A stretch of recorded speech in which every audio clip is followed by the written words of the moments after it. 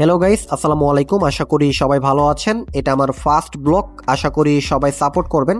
আজকে আমার ফ্লাইট ছিল Dhaka to Singapore US Bangla এয়ারলাইন্সের।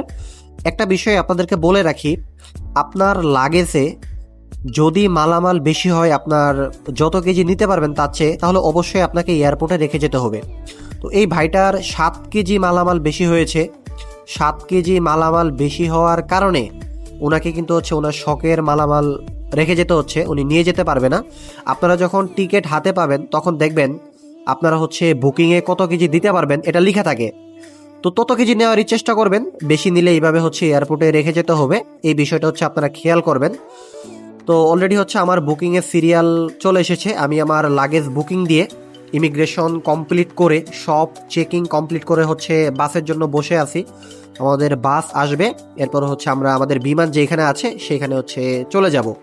অলরেডি আমাদের বাস চলে আসছে, আমাদের বিমান যেখানে আছে সেখানে আমরা এখন রওনা দিব। কিছু বিষয় আপনাদেরকে বলে রাখি, ইন্টারন্যাশনাল ফ্লাইট যদি আপনার প্রথমবার হয় তাহলে অবশ্যই আপনি মিনিমাম 3 থেকে 4 ঘন্টা আগে এয়ারপোর্টে আসার চেষ্টা করবেন। আপনি যদি দেরি করে আসেন তাহলে আপনার ভোগান্তিটা আরও বেশি হয়ে যাবে, কারণ অনেক লম্বা সিরিয়াল থাকে যেগুলো কমপ্লিট হতে হতে আপনার ফ্লাইটের সময় হয়ে যায়। তো এই ক্ষেত্রে এই বিষয়টা আপনারা খেয়াল রাখবেন, একটু আগে আসলেই সবচেয়ে বেশি বেটার হয়।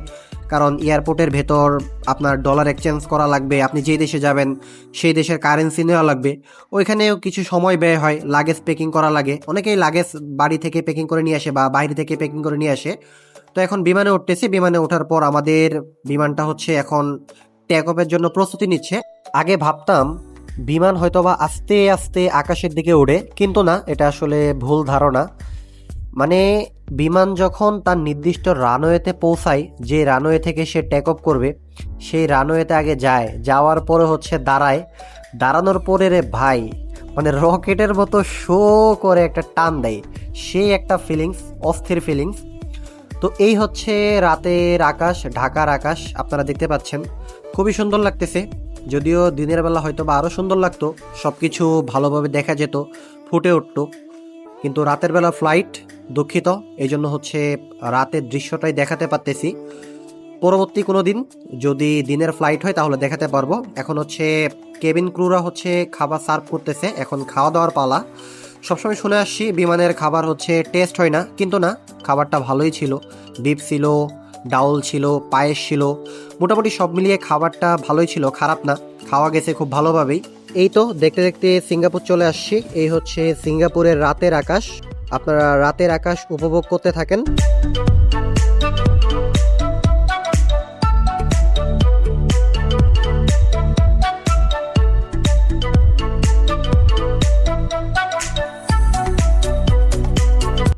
আর অল্প কিছুক্ষণের মধ্যে আমরা চাঙ্গি ইন্টারন্যাশনাল এয়ারপোর্টে ল্যান্ড করতে যাচ্ছি। একটা বিষয় দেখেন, আমার পুরো অভিজ্ঞতাটাই ভালো ছিল, তবে আমাদের হজরত শাহজালাল আন্তর্জাতিক বিমানবন্দরের অভিজ্ঞতাটা খুবই তিক্ত ছিল, খুবই খারাপ একটা অভিজ্ঞতা। যদিও ফার্স্ট টাইম ছিল, এরপরও খুবই খারাপ অভিজ্ঞতা। একটা বিষয় তো আপনাদের জানানোই হলো না, আমি সিঙ্গাপুর যাচ্ছি এস পাশে। এস পাস বলতে স্পেশাল পারমিট। তো এই এস পাশে গিয়ে সিঙ্গাপুর স্কেল করব, স্কেল করে আবার ইনশাল্লাহ বাংলাদেশে চলে আসব। কিছু ইনফরমেশন দিয়ে রাখি, যারা সিঙ্গাপুরে এস পাশে আসতেছেন বা আসবেন, দেখেন সিঙ্গাপুরে এখন কিন্তু এস পাশে যারা আসতেছে ইমিগ্রেশন পুলিশ তাদেরকে কিন্তু অনেক প্রশ্ন করে। যেমন আমরা একই গ্রুপে 12 জন সিঙ্গাপুর আসছি, 12 জনের মধ্য থেকে একজনকে ইমিগ্রেশন পুলিশ আটকাইছে, একজনকে আটকায়ে বাংলাদেশে পাঠাই দিছে অলরেডি, ঠিক আছে? এখন কেন আপনাকে আটকায়, কেন প্রশ্ন করে? এস পাস মানে এটা একটা ভাই স্পেশাল পারমিট, এটা একটা ভিআইপি পারমিট। আপনাকে $3300, $3500, $4000 স্যালারি দেখায় সিঙ্গাপুর সরকার নিয়ে আসতেছে, ঠিক আছে? তো এই ক্ষেত্রে আপনি যদি ইংলিশে কথাই না বলতে পারেন, আপনি যদি তাদের প্রশ্নের উত্তর না দিতে পারেন, তাহলে আপনি কাজ করবেন কিভাবে? আর যদি একবার আপনাকে আটকায়, যদি দেশে পাঠাই দেয়, তাহলে কিন্তু আপনি আর সিঙ্গাপুরে কখনো কোনোদিন আসতে পারবেন না। তো এই বিষয়টা সবাই খেয়াল রাখবেন। অবশ্যই আপনার যেন বেসিক ইংলিশটা জানা থাকে, আপনি প্র্যাকটিস করবেন। তো অলরেডি এখন সিঙ্গাপুরের এয়ারপোর্টের ভিতরে আছি, ইমিগ্রেশনের সামনে আছি। এখানে ভিডিও ছবি সম্পূর্ণ নিষেধ, আমি বিষয়টা দেখি নাই, এরপর ভিডিও করে ফেলছিলাম। যাই হোক, ভিডিও করে একদিক দিয়ে ভালোই হয়েছে, আবার যদি ইমিগ্রেশন পুলিশ দেখতো তাহলে অবস্থা খারাপ ছিল। সব কিছু কমপ্লিট করে হচ্ছে এয়ারপোর্টের বাইরে বেরোচ্ছি, আমাদের লরি আসছে আমাদেরকে রিসিভ করার জন্য। আপনি সিঙ্গাপুরে যত ভিআইপি ভাবে আসেন না কেন, যত ভিআইপি পাশে আসেন না কেন, আপনাকে কোম্পানি লরি দিয়েই রিসিভ করবে, লরি দিয়েই হচ্ছে আপনার গন্তব্যস্থলে আপনাকে নিয়ে যাবে। এখন সরাসরি মেডিকেল করতে যাব। মেডিকেল কমপ্লিট করার পর হচ্ছে আমরা আমাদের ডরমিটরিতে যাব। ডরমিটরিতে যাওয়ার পর হচ্ছে আমরা রেস্ট নিতে পারবো। এরপরে বাকি কার্যক্রম কোম্পানি যখন যেভাবে করাবে তখন সেটা সেভাবে করতে হবে। এই হচ্ছে সিঙ্গাপুরের সুন্দর রাস্তা, কোনো ধুলাবালি নেই, চারিদিকে সুন্দর গাছ। সিঙ্গাপুরের আপনার রাস্তা চারপাশে হচ্ছে গাছ লাগানো আছে, খুবই সুন্দর সুন্দর পরিবেশ, কোনো হর্নের আওয়াজ নেই, একদম মনোমুগ্ধকর। তো এই হচ্ছে সুন্দর পরিবেশ, আপনারা উপভোগ করতে থাকেন। একটা বিষয় আপনাদেরকে বলে রাখি, সিঙ্গাপুর হচ্ছে নিয়ম কানুনের দেশ। এখানে হচ্ছে আপনি যদি কিছু করেন, নিয়ম ভঙ্গ করেন, আপনাকে কেউ কিছু বলবে না।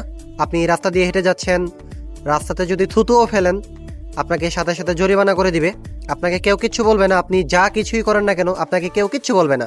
সরাসরি পুলিশ কল করবে, পুলিশ এসে আপনাকে জরিমানা করে দিবে। তো এই বিষয়গুলো খেয়াল করবেন।